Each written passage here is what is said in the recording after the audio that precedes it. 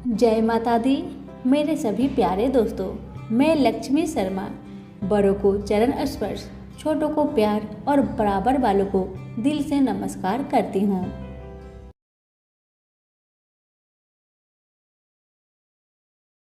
आज आप सुनेंगे चौथ माता की व्रत कथा। भारत का सबसे प्राचीन चौथ माता का मंदिर चौथ का बरबारा राजस्थान के सवाई माधोपुर शहर में स्थापित है। चौथ का बरवारा शहर में हर महीने की चतुर्थी पर लाखों भक्त माता जी के दर्शन करने के लिए आते हैं। चौथ माता हिंदू धर्म की प्रमुख देवी है। चौथ माता को पार्वती का रूप माना जाता है। कहते हैं कि जो भी भक्त इनकी कथा का श्रवण सच्चे मन से करता है, उसकी सारी मनोरथ अवश्य पूरी होती है। तो आइए सुनते हैं चौथ माता की व्रत कथा। सभी मिलकर बोले चौथ माता की जय हो। एक सेठ सेठानी थे। उनका एक बेटा और बहू थे। बहू सबको भोजन करा के फिर स्वयं भोजन करती थी। एक पड़ोसन ऐसी भी थी जो रोज पूछती थी कि बहू, तुमने आज क्या बनाया और क्या खाया। पड़ोसन की बातें सुन बहू कहती, ठंडो बासी। एक दिन उसके पति ने ऐसा सुनकर विचार किया कि आज तो पकवान बनाए जाए, फिर देखते हैं कि मेरी पत्नी क्या कहती है। उसने तरह तरह के पकवान बनवाए और घर के सभी लोगों ने एक साथ बैठकर भोजन किया। आज भी पड़ोसन ने पूछा तो बहू ने कहा, ठंडो बासी। सेठ के लड़के ने सोचा, हो न हो कोई बात अवश्य है जिससे मेरी पत्नी ऐसा कहती है। उसने पत्नी से पूछा, तुम रोज ठंडो बासी खाया ऐसा क्यों कहती हो, जबकि हम सब ने एक साथ बैठकर कई तरह के पकवान खाए। उसकी पत्नी बोली, हम लोग जो खा रहे हैं वह बाप बूढ़ों की कमाई है। जिस दिन आप कमा कर लाओगे उस दिन मैं समझूंगी कि ताजा भोजन कर रही हूँ। अब एक दिन लड़के ने माँ से कहा, माँ, मैं एक बड़े शहर में कमाई करने जा रहा हूँ। माँ बोली, बेटा, अपने पास इतना धन है कि खाया नहीं खुटेगा। माँ के मना करने पर भी बेटे ने स्वयं कमाने का दृढ़ निश्चय कर लिया और जाते समय पत्नी से कहा, मैं जब तक कमाकर बहुत सा धन लेकर ना आऊं, तुम चूल्हे की आग मत बुझने देना। एक दिन चूल्हे की आग बुझ गई तो वह मन ही मन घबराने लगी कि कहीं मेरे पति पर संकट तो नहीं आन पड़ा। जल्दी से पड़ोस में जाकर आग लाकर चूल्हे में रख दूं, ऐसा विचार करके पड़ोस में गई। वहां पड़ोसन चौथ माता का व्रत पूजन कर रही थी। पड़ोसन ने कहा, थोड़ी देर में आकर आग ले जाना। बहू ने पड़ोसन से पूछा, आप यह व्रत क्यों करती है, इससे क्या मिलता है। पड़ोसन ने कहा, यह चौथ माता का व्रत है। इसके करने से अन्न लक्ष्मी मिले और सभी मनोकामना पूरी होती है। अब पड़ोसन की बात सुनकर बहू भी चौथ माता का व्रत करने लगी। दीवार पर चौथ माता बनाई। उस दिन घी गुड़ का चूरमा बनाकर रात्रि को चंद्रमा को अर्घ्य देकर भोजन करती। ऐसा करते करते बहुत दिन हो गए। चौथ माता ने उस बहू के पति को सपना दिया कि साहूकार का बेटा, तू जागे कि सोवे। तेरी पत्नी बहुत याद कर रही है तुझको। तू घर जाकर उसकी चिंता मिटा। तू दुकान खोलकर कंकु केसर का पगलिया बना के बैठ जाना। आज तेरा हिसाब किताब चुकता हो जाएगा। अब तो चौथ माता ने जैसा कहा था वैसा ही हुआ। उसने घर जाने की तैयारी की और गाड़ी भर के धन दौलत लेकर चल दिया। रास्ते में एक बड़ा सा काला नाग फन फैलाए बैठ गया और कहने लगा, आज तो मैं तुझे डसूंगा, नहीं छोड़ूंगा। आज तेरी आयु पूरी हो गई है। सेठ के लड़के ने कहा, आज चौथ माता ने मुझे सपना दिया तो मैं पत्नी से मिलने घर जा रहा हूँ। वहाँ मेरी पत्नी बहुत चिंता कर रही है। मैं उससे मिलकर जरूर आऊँगा, तब तुम मुझे डस लेना। नाग ने कहा, तुम शपथ पूर्वक कहकर जाओ तो मैं तुम्हें जाने दूंगा। परंतु अगर तुम लौट कर नहीं आए तो मैं तुम्हारे घर जाकर तुम्हें डस लूंगा। इस प्रकार सर्प को वचन देकर वह अपने घर पहुंचा। वहां सभी से हंसी खुशी से मिला और भोजन करके उदास होकर बैठ गया। उसकी पत्नी ने उदासी का कारण पूछा तो पति ने काले नाग वाली सारी बात बता दी और कहा, यदि मैं उसके पास नहीं जाऊंगा तो वह घर आकर ही मुझे डस लेगा। पत्नी बहुत चतुर थी। उसने कहा कि आप घबराइए नहीं, लेट जाओ, मैं एक उपाय करती हूँ। पत्नी ने कमरे की 7 पीढ़ी धोई। पहली पीढ़ी पर रेत रखी, दूसरी पर इत्र, तीसरी पर गुलाल, चौथी पर फूल और कंकु केसर, पांचवी पर लड्डू पेड़ा, छठी पर गादी गलीचा और 7वीं पीढ़ी पर दूध का कटोरा भर कर रख दिया। इस प्रकार वह 7 ही पीढ़ी सजाकर बैठ गई। जैसे ही आधी रात हुआ, नाग आकर पीढ़ी चढ़ने लगा। पहली पीढ़ी पर रेत में लौट गया और कहने लगा कि सेठ की बहू ने आराम तो बहुत दिया, पर बचनों से बंध कर आया हूँ, सो डसूंगा तो जरूर।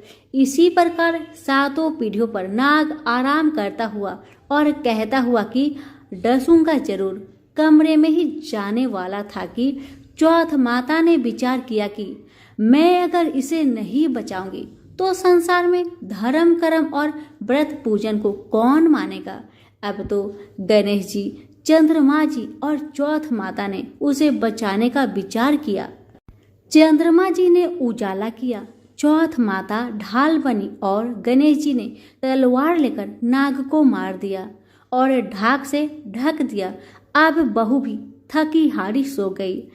जब सुबह हुई तो लोग बेटे से मिलने आए, परंतु बेटा बहू तो उठे ही नहीं थे। बहुत देर हो गई तो माँ उन्हें उठाने गई। माँ ने 7 पीढ़ियों पर जो कुछ देखा तो बहुत घबरा गई। घबराते हुए बेटा बहू को आवाज लगाई, बेटा बहू उठो तो देखो कि एक ढाल तलवार वहां पड़ी है। अब ढाल उठाई तो वहीं काला नाग मरा हुआ पड़ा है।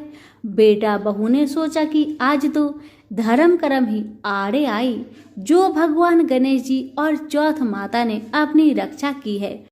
हे चौथ माता, जैसे आपने सेठ के बेटे बहू की रक्षा की, वैसी सबकी करना। सभी प्रेम से बोले, चौथ माता की जय हो, गणेश महाराज की जय हो। किसी गांव में एक विधवा माता और उसका एक पुत्र रहता था। वह गायों को चराकर अपना पालन पोषण करता था। उसकी माता 12 मासी चौथ माता का व्रत करती थी। वह हर महीने की विनायक चौथ को चूरमे के 5 लड्डू बनाती। उनमें से एक चौथ माता का, एक गणेश जी का, एक गाय माता का निकालकर दान करती, एक बेटे को खिलाती और एक स्वयं खाती। जब जेठ महीने की चौथ थी, बेटा पड़ोसन के घर गया। वहां चूरमा देखकर पूछने लगा कि दीदी आप क्या कर रही हो। अब वह बोली, आज चौथ की व्रत है, इसलिए मैंने चूरमा बनाया है। मगर तेरी माँ तो हर चौथ को ही बहुत सारे लड्डू बनाती है, पर तुझे केवल एक ही लड्डू खाने को देती है। ठंडी बासी रोटी की खाने को देती है। लड़का पड़ोसन की बातों के बहकावे में आ गया और अपनी माता से बोला, माँ तू चूरमा खाती है और मुझे सिर्फ एक लड्डू देती है, इसलिए तू अब चौथ माता का व्रत करना छोड़ दे। माँ ने कहा, बेटा ये तो चौथ माता का व्रत है, तेरे ही सुख शांति के लिए करती हूँ मैं यह व्रत नहीं छोड़ सकती हूँ। यह सुनकर बेटा नाराज होकर विदेश जाने लगा। माँ बोली, बेटा यदि तू मेरे से नाराज होकर विदेश जाना चाहता है तो ये माताजी की आंखें अपने साथ ले जा। यदि तेरे पर कोई संकट आए तो चौथ माता और विनायक जी का नाम लेकर इन्हें डाल देना, तेरा संकट दूर हो जाएगा। लड़का आंखों को लेकर विदेश चला गया। रास्ते में उसे एक खून से भरी हुई नदी मिली, जिसे पार करना संभव नहीं था। लेकिन उस संकट की घड़ी में उसे अपने माँ की बात याद आई और उसने एक आंख चौथ माता का नाम लेकर उस नदी में डाल दिया और कहा, हे चौथ माता, यदि आप सच्ची है और मेरी माँ मेरे लिए ही आपका व्रत सदा करती है, तो यह नदी दूध और पानी से भर जाए और मुझे रास्ता मिल जाए। उसके ऐसे कहते रास्ता मिल गया। आगे चलने पर भयंकर जंगल से भी उसे इसी प्रकार आके पूर कर गुजरना पड़ा। आगे चलकर एक नगर में पहुंचा। उस नगर के राजा के यहाँ रोज एक मिट्टी के बर्तन का आवा पकता था। वहाँ आवा तब पकता था जब उसमें एक आदमी की बलि दी जाती थी, यानी एक आदमी को बर्तनों के साथ चुन दिया जाता था। उस लड़के ने वहां जाकर देखा, एक बुढ़िया माई आटा पीसते जा रही थी और रोती जा रही थी। उस लड़के ने इसका कारण पूछा तो बुढ़िया माई बोली कि बेटा, आज मेरे एक लौते बेटे का इस आवा में जाने का नंबर है। तब वह लड़का बोला, हे बुढ़िया माई, तू मुझे जल्दी से खाना खिला दे, तेरे पुत्र की जगह में मैं जाऊंगा। बुढ़िया माई के मना करने पर भी वह नहीं माना और राजा का बुलावा आने पर अपना सामान बुढ़िया माई के घर छोड़कर वह चला गया। रात में चौथ माता के आंखें वह एक लोटा जल उस आवा में अपने साथ रख लिया और चौथ माता का नाम लेकर बैठ गया। दूसरे दिन आवा पककर तैयार हो गया। लोगों को बहुत आश्चर्य हुआ। प्रजा ने जाकर राजा से यह बात कही। तब राजा स्वयं देखने आए। आवा से बर्तन निकाले जाने लगे तो अंदर से आवाज आई, धीरे धीरे बर्तन उतारो, अंदर मैं हूँ। तभी राजा ने आवाज सुनकर कहा कि तू अंदर कौन है? कोई भूत प्रेत या कोई देव हो? तब वह लड़का बोला, कल जिस लड़के को तुमने आवा में चुना था, मैं वही लड़का हूँ।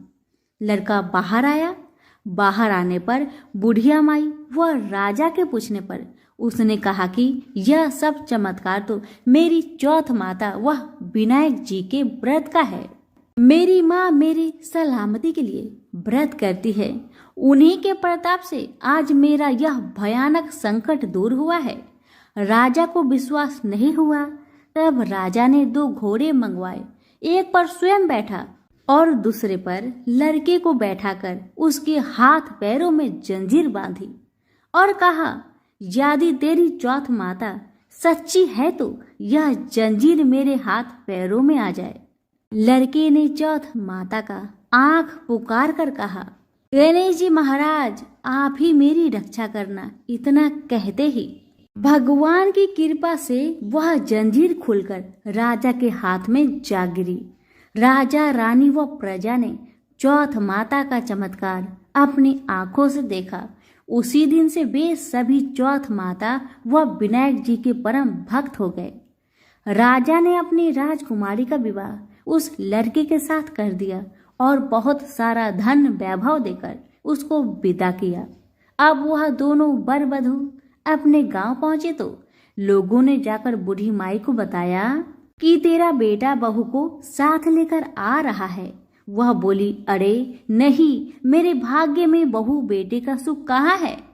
वह ऐसा कह ही रही थी कि दोनों जने उसके पैरों में गिर गए और बेटा अपने माँ से माफी मांगने लगा और कहने लगा कि यह सब चौथ माता का ही कृपा है कि आज मैं तेरे सामने खड़ा हूँ।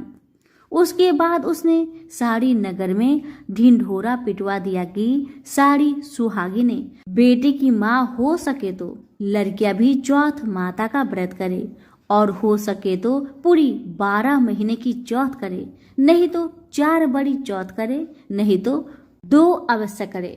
हे चौथ माता, जैसे आपने बूढ़ी माई और उसके बेटे को दिया, वैसे सभी कहानी कहने और सुनने वाले को देना। प्रेम से बोलिए विनायक जी की जय हो, चौथ माता की जय हो। एक बार गणेश जी महाराज एक सेठ जी के खेत से जा रहे थे तो उन्होंने 12 दाने अनाज के तोड़ लिए। फिर गणेश जी के मन में पछतावा हुआ कि मैंने तो सेठ जी के यहाँ चोरी कर ली। तो गणेश जी सेठ जी के 12 साल की नौकरी करने लग गए। एक दिन की बात है, सेठानी राख से हाथ धोने लगी तो गणेश जी ने सेठानी का हाथ पकड़कर मिट्टी से धुला दिए। अब तो सेठानी सेठ से बोली कि आपने ऐसा कैसा नौकर रखा है जो नौकर ने मेरा हाथ को पकड़ लिया। अब सेठ जी ने गणेश जी को बुलाकर पूछा कि तुमने सेठानी का हाथ क्यों पकड़ा। सेठ की बातें सुन गणेश जी कहने लगे कि मैंने तो एक सीख की बात बताई है कि राख से हाथ धोने से घर की लक्ष्मी नाराज होकर घर से चली जाती है और मिट्टी से हाथ धोने से आती है। अब सेठ जी ने सोचा कि गणेश तो सच्चे हैं। थोड़े दिनों के बाद कुंभ का मेला आया। सेठ जी ने कहा, गणेश सेठानी को कुंभ के मेले में स्नान करा के लाओ। सेठानी किनारे पर बैठकर नहा रही थी तो गणेश जी ने उनका हाथ पकड़कर आगे डुबकी लगाए।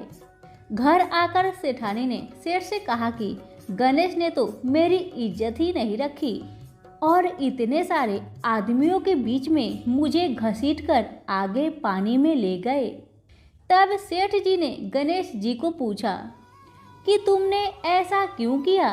तो गणेश जी ने कहा कि सेठानी किनारे बैठकर गंदे पानी से नहा रही थी तो मैंने आगे अच्छे पानी में डुबकी लगवाकर ले आया। इससे अगले जन्म में बहुत बड़े राजा और राजपाट मिलेगा। सेठ जी ने सोचा कि गणेश तो सच्चा है। एक दिन घर में पूजा पाठ हो रही थी, हवन हो रहा था। सेठ जी ने गणेश को कहा कि जाओ जेठानी को बुलाकर ले आओ। गणेश जी सेठानी को बुलाने गए तो सेठानी काली चुनरी ओढ़कर चलने लगी तो गणेश जी ने काली चुनरी फाड़ दी और कहा कि लाल चुनरी ओढ़ के चलो। सेठानी नाराज होकर सो गई। सेठ जी ने आकर पूछा, क्या बात है। तो सेठानी बोली कि गणेश ने मेरी चुनरी फाड़ दी। सेठ जी ने गणेश को बुलाकर बहुत डांटा और कहा, तुम बहुत बदमाशी करते हो। तो गणेश जी ने कहा, पूजा पाठ में काला वस्त्र नहीं पहनते हैं, इसलिए मैंने लाल वस्त्र पहनने के लिए कहा। काला वस्त्र पहनने से कोई भी शुभ काम सफल नहीं होता। फिर सेठ जी ने सोचा कि गणेश है तो समझदार। एक दिन सेठानी पूजा करने लगी तो पंडित जी ने बोले कि वो गणेश जी की मूर्ति लाना भूल गए हैं, अब क्या करे। तो गणेश जी ने कहे कि मेरे को ही मूर्ति बनाकर विराजमान कर लो, आपके सारे काम सफल हो जाएंगे। यह बात सुनकर सेठ जी को बहुत गुस्सा आया और वो बोले कि तुम तो अब तक सेठानी से ही मजाक करते थे, मेरे से भी करने लग गए। तो गणेश जी ने कहा, मैं मजाक नहीं कर रहा हूँ, मैं सच बात कह रहा हूँ। इतने में ही गणेश ने गणेश जी का रूप धारण कर लिए और सेठ और सेठानी ने ही गणेश की पूजा की। पूजा खत्म होते ही गणेश जी अंतर ध्यान हो गए। सेठ सेठानी को बहुत धोखा हुआ और उन्होंने कहा कि हमारे पास तो गणेश जी रहते थे और हमने उनसे इतना काम कराया। तो गणेश जी ने सपने में आकर सेठ जी को कहा कि आपके खेत में से मैंने 12 अनाज के दाने तोड़ लिए थे, उसी का दोष उतारने के लिए मैंने आपके यहाँ काम किया था। सेठ जी के करोड़ों की माया हो गई। हे गणेश जी महाराज, जैसे सेठानी को दिया वैसे हम सबको देना। कहानी कहते को, कहानी सुनते को और सारे परिवार को देना। सभी बोले जय श्री गणेश जी।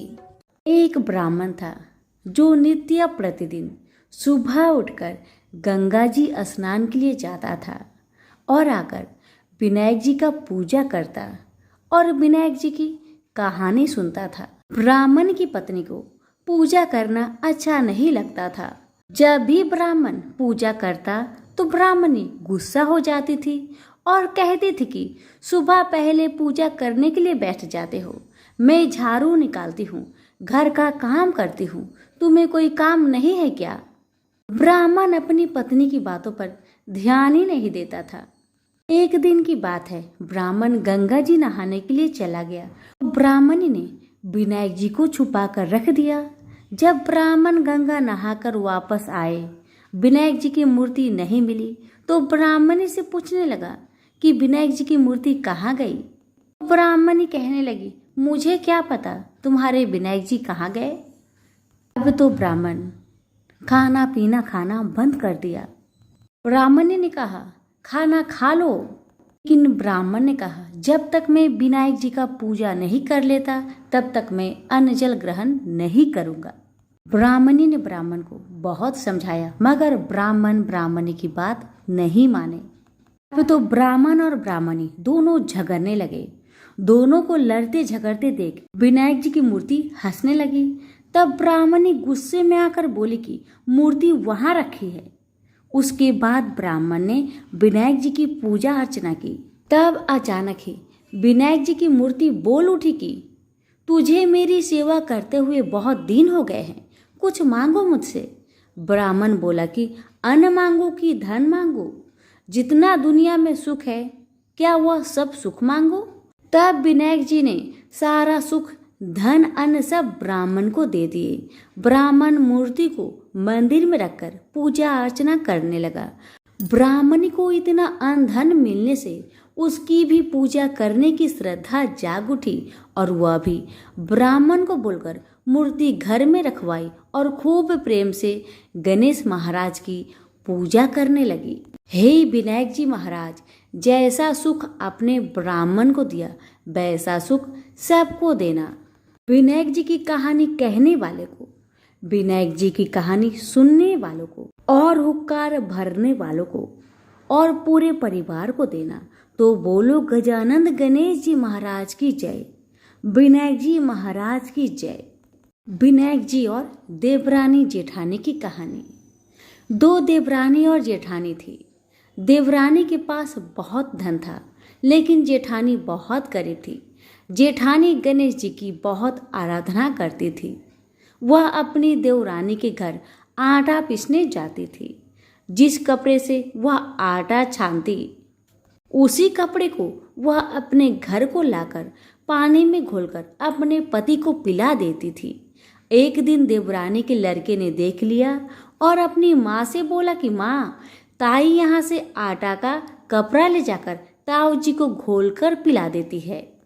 देवरानी की बात सुनकर बहुत गुस्सा हुई जेठानी और गुस्से में बोली कि मेरे घर से आटा छानने के बाद कपड़ा यहीं पर रखकर हाथ धोकर जाए। वह ऐसा ही करने लगी। लेकिन जब वह घर जाती तो उसका पति बोलता कि मुझे आटा घोलकर दे, मुझे बहुत भूख लग रही है। जेठानी ने बोला कि आज उसने आटा छानने का कपड़ा रख लिया। तब उसका पति गुस्से में आकर उसको मारने लगा। उस रात वह गणेश जी करते हुए सो गई। गणेश जी आए और उन्होंने पूछा, क्यों सो रही है? वह बोली कि मेरी देवरानी के आटा छानने को कपड़े लाकर मेरे पति को घोलकर पिला दी थी। आज उसने कपड़ा रख लिया, इसलिए आज मैं अपने पति को आटे के घोर पिला नहीं सकी, इसलिए मेरे पति ने मुझे मारा। गणेश जी ने कहा कि मैं घर घर से तिलकुट्टा खाकर आया हूँ, इसलिए मुझे शौच जाना है। कहाँ पर जाऊँ बताओ? उसने कहा कि महाराज बहुत जगह पड़ी है, कहीं पर भी चले जाओ। गणेश जी शौच करके वहां से चले गए। थोड़ी देर बाद जब उसने उठकर देखा कि सारा घर तो हीरे से जगमगा रहा है, वह धन को इकट्ठा करने लगी तो देवरानी के घर जाने में देर हो गई। देवरानी ने लड़के को भेजा कि देखकर आओ, आज ताई क्यों नहीं आई। लड़के ने आकर देखा कि ताई के घर में तो बहुत सारा धन हो रहा है। उसने जल्दी जाकर अपनी माँ को बताया। देवरानी दौड़ी दौड़ी आई और पूछा कि तेरे यहाँ इतना धन कहाँ से आया। तब जेठानी ने सारी बात बता दी। इतनी बात सुनकर देवरानी घर पर आई और अपने पति से बोली कि मुझे भी लकड़ी से मारो। जेठानी के पति ने उसे लकड़ी से मारा था। उसके घर बहुत धन हो गया। उसका पति बोला कि तू धन की भूखी क्यों मार खाती है, लेकिन वह नहीं मानी। उसके पति ने उसे खूब मारा। वह सारा मकान खाली करके गणेश जी का नाम लेकर सो गई। गणेश जी आए और बोले कि घर घर से तिलकुट्टा खाकर आया हूँ, इसलिए मुझे शौच जाना है, मैं कहाँ पर जाऊं? तब वह बोली कि महाराज, मेरे तो बहुत बड़ा मकान है, कहीं पर भी चले जाओ। गणेश जी शौच करके ही वहां से अंतर ध्यान हो गए। थोड़ी देर बाद उठकर देखी तो उसने देखा कि घर में बहुत सारा कूड़ा कचरा रखा हुआ है। यह देखकर वह बोले कि महाराज, आपने तो मेरे साथ छल किया है। जेठानी को इतना सारा धन दे दिया और मुझे कूड़ा करकट दे दिया। तब गणेश जी वहां आए और बोले कि तू धन की भूखी मार खाई, वह धर्म की भूखी। देवरानी बोली कि महाराज, ये सब कूड़ा कचरा समेटो, मुझे तो धन नहीं चाहिए। तब गणेश जी ने कहा कि तेरे पास जितना धन है उसमें से आधा जेठानी को दे दे, तब यह कूड़ा कचरा समेट लूंगा। देवरानी ने जब अपने धन में से आधा धन जेठानी को दिया, तब गणेश जी ने अपनी सारी माया समेटी। हे गजानन गणेश जी महाराज, देवरानी को दिया वैसा किसी को मत देना, जेठानी को दिया वैसा सबको देना। विनायक जी की कहानी कहने वालों को, विनायक जी की कहानी सुनने वाले को, हुक्कार देने वाले को और पूरे परिवार को देना।